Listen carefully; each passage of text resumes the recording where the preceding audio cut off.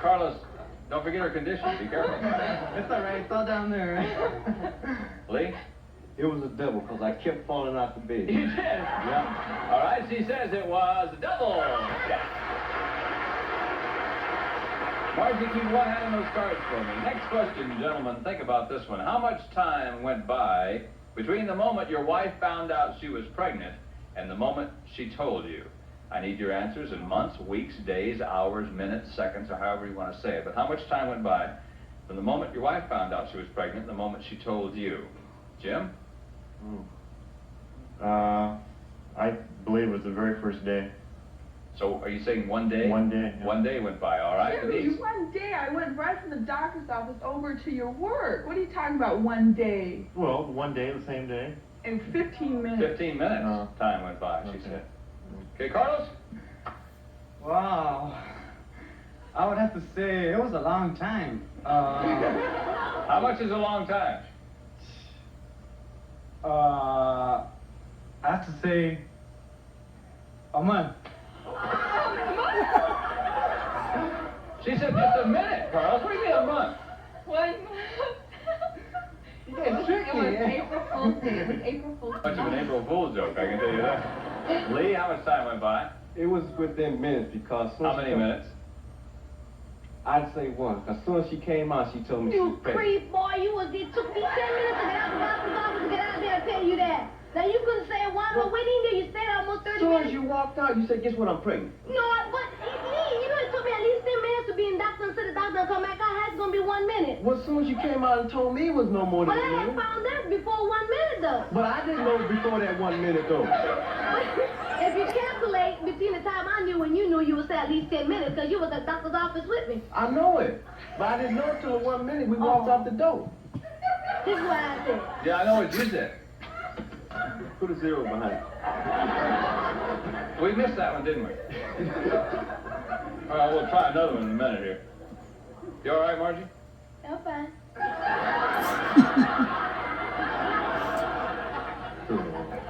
Give him a kiss, Margie.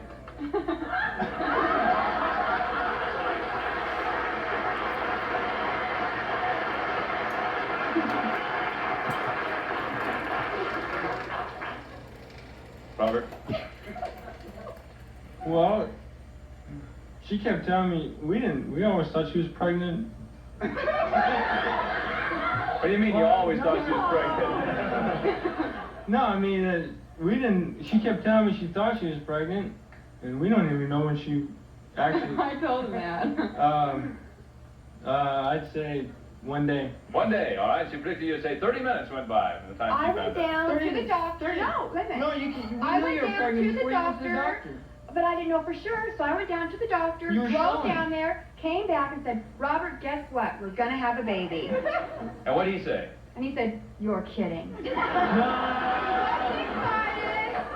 Here's our next question now, last of our 10 pointers. Gentlemen, listen very carefully to this question so I don't have to repeat it. Listen very carefully now. Robert, you listening? Okay. Aside from the obvious, what was the other most memorable event or occurrence that took place on the day or evening that the two of you got Junior started? Beside the obvious, what else happened that day or evening, Carlos? We got started doing what? Carlos, if you don't know by now, Let's see, I'd say someone knocked on the door. someone knocked on the door. All right, she said on that day or evening, what occurred was that you couldn't find a bar. Don't you remember? No. On our honeymoon, we went to Santa Maria and we went right. Okay, Lee, what do you say? Aside from the obvious, what other memorable event or occurrence that took place on that day or evening that the two of you got Junior started? Boy, that's a hard one. So much been happening during that time. Yeah. Well, let's see. What else happened? Somebody knocked at the door. Somebody knocked at the door. She said, oh. You always talking about I argue too much. We argue almost every night before we go to bed. Now you want to know that?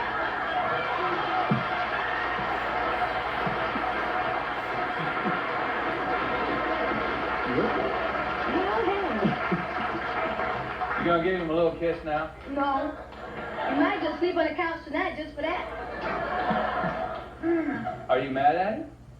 Well, yeah, but he put a lock on my door and I'm gonna use it tonight. How come he put a lock on your door? Well, you know, he just put a lock on the door for when we got, like, my brother spending the night or something like that. You know, the bedroom door. Because my little sister sleepwalks and she scares me to death at night. I see. So I'm gonna use it tonight for him.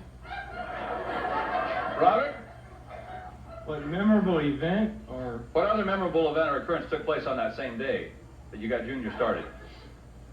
Well, I guess we can't forget she forgot her pill. Okay.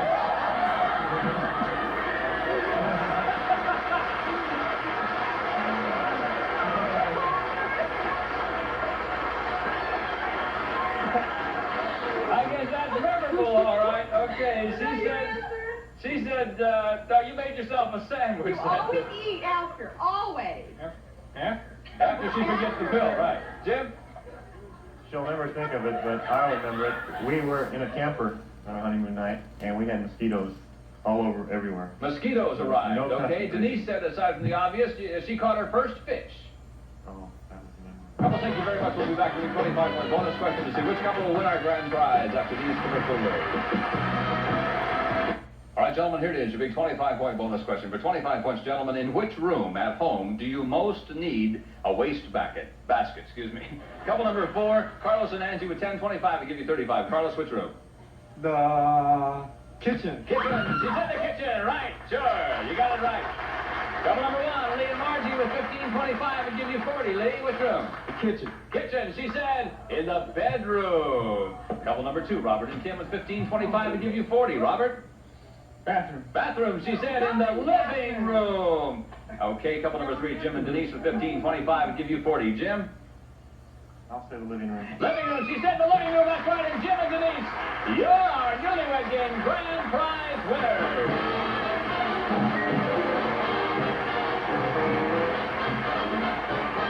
And now, Jim and Denise, as the winners of the Newlywed Game, here's the special prize chosen just for you.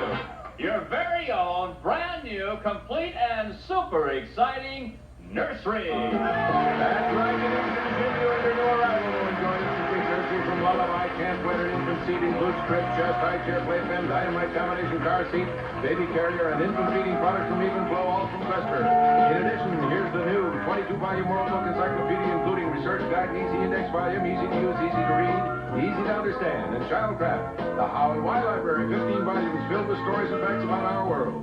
But wait, Denise and Jim, that's not all. You also won a brand new washer and dryer. Here's an electric 2 washer with stainless steel top, 2 automatic water cycles, and disc dispenser, plus a matching dryer, also with stainless steel tub. Both furnished by Speed Queenham of Broad Edison Company Division.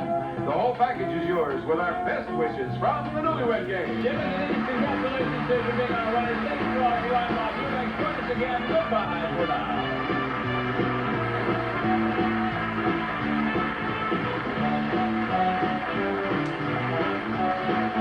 The best game shows from the past, present, and future all come together in a 2-hour cavalcade of game show hits. Join us for the wide world of games Saturday nights at 10 Eastern on Game Show Network. From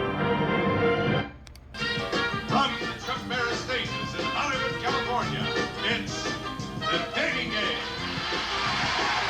Here's the star of the show and your host, Jim Lang. And here they are. Music and dancing are two of her major interests, and she plays the guitar and fits the light fantastic to anything from Bach to Basie.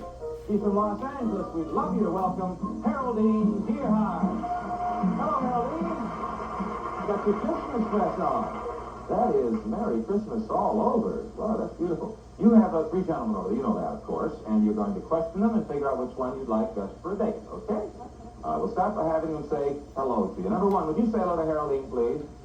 Good morning, Haroldine. We're sorry about that. Good evening, Haroldine. That's all right. Can't blame you for being nervous with a beautiful girl over here. Number 2? Hello, Haroldine. And number 3? Good evening, Haroldine. All right, there they are. You have your questions ready? Yes. Okay, Haroldine, then make yourself comfortable right here. And when you're set, you may fire away and good luck. Number 1, what is your New Year's greeting to me? I imagine it would be a very, very big, emphatic affectionate, long kiss. Oh, all right. Number 2. What is your New Year's greeting to me? I go for that, man. A big man. I think we'd have to be at a party or something like that, and I just have to lean over and kiss you like that. I think that'd be groovy. Great. Number 3. I think it would depend on where we were, but probably it would all begin with Happy New Year, and then we'll see where from there. All right. Number 2. Give me an indication of what your heartbeat is going to sound like the first time I kiss you. Well, I imagine you're pretty groovy, so it'll probably be pretty loud if I go boom, boom. Number 3. Can you beat that? Thumpa, thumpa, thumpa, thumpa, thumpa. Number 2 is this. Number what? Describe number 2 Still again. there? Describe his lips. Yeah. Well, kind of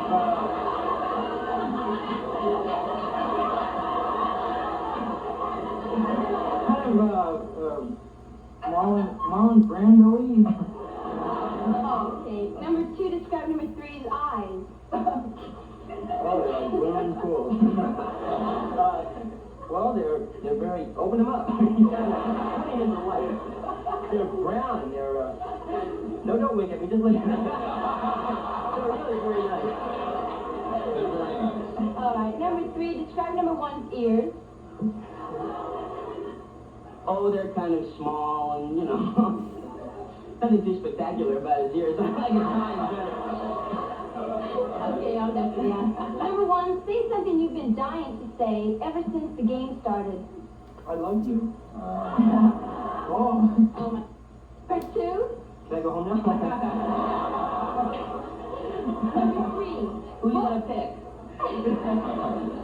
Number 1. What would you have liked to have said to yourself the last time you looked in a mirror? Well, that's a personal. I think the thing I said last when I looked in a mirror, I'm glad you got a haircut. Boy, you were really looking bad. All right. Number 1. If we were playing football and I made more touchdowns than you, what would your next move be? Is that me? Number 1 again. Well, my next move would be to go on to a more interesting game of ping pong, where I'm much better than football, I guess. All right. Okay. Number 2. What would you like to have most on a leash? On a leash? Right. Well, I don't know. If I say a girl, you'll probably get mad. I guess I'll have to say a dog, a great big, like, German Shepherd dog. Okay, that's it. That's the signal, Haroldine. A fine game. You have exactly 60 seconds now to make up your mind. Which of our 3 mystery bachelors will be your choice for a big swinging New Year's Day? Meanwhile, let's listen to this message. Welcome back to the dating game, our final show of 1966 nighttime, and you're going to make the final selection, Haroldine. Which one will it be now? You thought about it, analyzed it. Will it be bachelor number 1, bachelor number 2, or bachelor number 3? Which one have you decided on? Bachelor number 2. All right.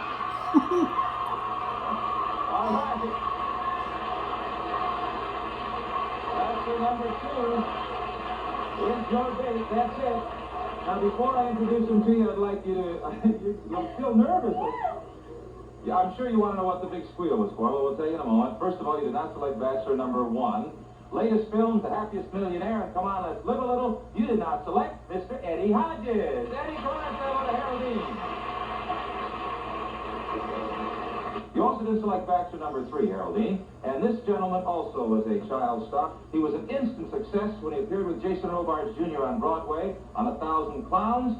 He also appeared in the movie 1,000 Clowns. I know you've seen it. Singer, composer, musician, director, actor, Barry Gordon. Barry, come on, say hello to Haroldine. Thank you, Eddie. All right, are you ready? Yes.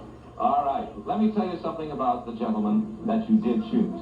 He, too, was a child star. And no matter what he does, even though he goes in for serious roles now and is a fine actor, he'll always be remembered for his starring role on the long-running series Leave It to Beaver. Here is Beaver, Jerry Mathers. Jerry Mathers.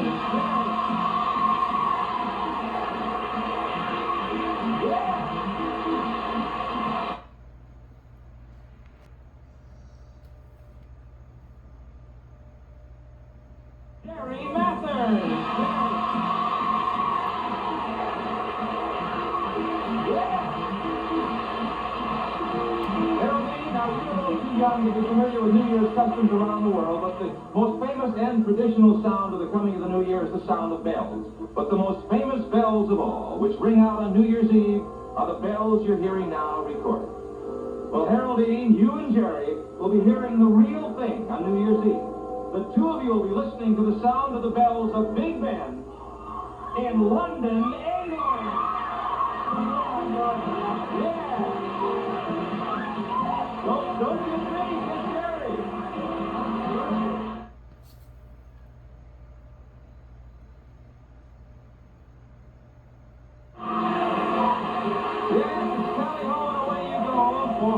Jerry and you, Haroldine, because you'll be spending your New Year's Eve chaperone dream date in London. You'll walk the antique streets where Charles Dickens walked. You'll see the priceless jewels of kings and queens high in the guarded rooms of the Tower of London. You'll mingle with the crowds in Soho. You'll watch the flickering lights along the length of London Bridge and listen to the baying of the boats headed down the Thames out toward the sea. The England of yesterday and, of course, the England of today. The England of Carnaby Street and the Liverpool Sound. All will be yours on your chaperone New Year's Eve dream day. You'll fly from here to London and back via TWA, who nationwide and worldwide extends a warm welcome to the world of Trans World Airlines. So, have a nice time in London. That's it for tonight. We'll see you tomorrow on a daytime day here in black and white. Next week in full color, following Hettrick. Everybody, let's go a nice Happy New Year's gift. Ready? Come on.